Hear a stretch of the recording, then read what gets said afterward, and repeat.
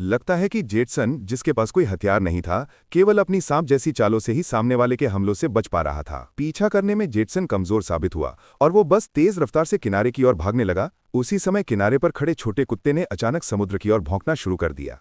सभी लोग सामने का नजारा देखकर दंग रह गए। केवल एक विशालकाय दानव अचानक समुद्र से बाहर निकल आया। अचानक सभी लोग जान बचाकर भागने लगे। एक आदमी ने औरत को ढाल बनाने की कोशिश की, लेकिन दानव ने उसे सीधा पकड़कर गहरे समुद्र में खींच लिया और गायब हो गया।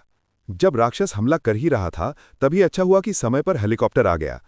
उसने तुरंत साथियों को आदेश दिया कि विमान को नीचा लाओ और किनारे पर खड़ी छोटी लड़की को खींचने की कोशिश करो। लेकिन ठीक उसी वक्त एक दानव ने हेलीकॉप्टर को पकड़ लिया।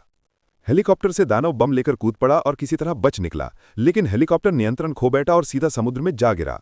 उसी समय समुद्र की गहराई से एक विशाल शार्क निकली और सीधे जेटसन पर टूट पड़ी, जो अभी अभी किनारे पर पहुंचा था। विशाल लहरों ने उसे लकड़ी के पुल पर पटक दिया, लेकिन शार्क का हमला रुकने का नाम नहीं ले रहा था। भारी ताकत से उसने लकड़ी के पुल को धक्का दे दिया। जेटसन ने देखा कि शार्क के पैरों में समुद्र की जंजीरें उलझी हुए हैं, लेकिन शार्क की ताकत इतनी ज्यादा थी कि जंजीरें टूट गईं। खुशकिस्मती से सामने लकड़ी का पुल था, वरना जेटसन सीधा शार्क के मुंह में गिर जाता। आखिरकार वो समुद्र में जा गिरा। तभी एक ज़ॉम्बी भी आ धमका। उसने बड़ा अनानास उठाकर पुल पर मारना शुरू कर दिया। जेटसन, जो पुल के नीचे छिपा था, ने एक लकड़ी का डंडा उठा लिया। सही मौका देखकर उसने ज़ॉम्बी पर पीछे से हमला कर दिया। उसने डंडा पूरी ताकत से ज़ॉम्बी की टांग में घोंप दिया और फिर उसका हथियार छीन लिया। लेकिन खून बहकर समुद्र में पहुंच गया। समुद्र के बीच में छिपी विशाल शार्क ने खून की गंध सूंघ ली और दौड़ पड़ी। ज़ॉम्बी ने पलटवार करने की कोशिश की, लेकिन जेटसन ने उसे शार्क के मुंह में धक्का दे दिया।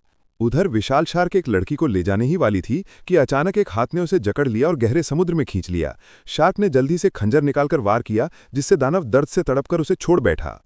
फिर शार्क ने उस पर बम बंधा खंजर घोंप दिया, लेकिन जब वो समुद्र से बाहर निकलने ही वाला था, तो फिर से एक हाथ ने उसे नीचे खींच लिया।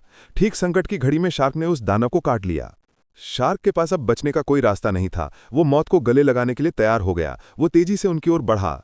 जेटसन ने तुरंत सर पे हथौड़ा उठाया और पानी पर वार करके आवाज पैदा की, ताकि शार्क का ध्यान उसकी ओर जाए।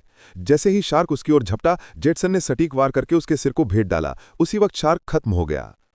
आखिरकार सब लोग इस संकट से बाहर निकल पाए।